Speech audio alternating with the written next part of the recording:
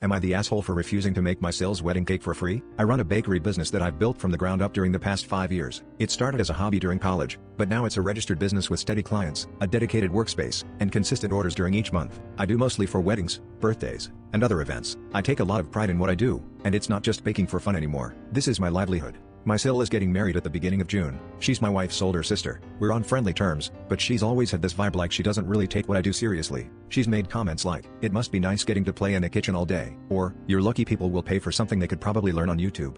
Always with a smile. Like it's a joke but not really. I've brushed these comments off in the past, since they weren't happening all the time and I just didn't want to stir up any drama. So earlier this month, she asked if I'd make her a wedding cake. I said sure and asked what she had in mind.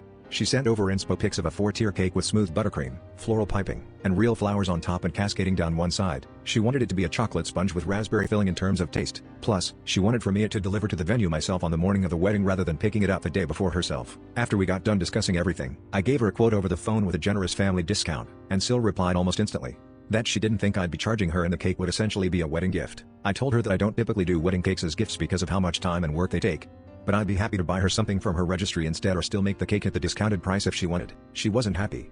Said I was being transactional and that it was just a cake and I clearly didn't want to be part of her special day before hanging up on me. To be clear, I have made cakes for free before, but those were small, simple ones for people I care about, or for friends who were going through a rough time. This isn't that my SIL and her fiancé can pay for the cake, and it's not like she's exactly respected my work in the past. Meanwhile, SIL has been telling anyone who will listen that I'm making her big day about myself and trying to profit off her happiness. Seriously, my milk called and she didn't really ask how I felt or try to understand where I was coming from.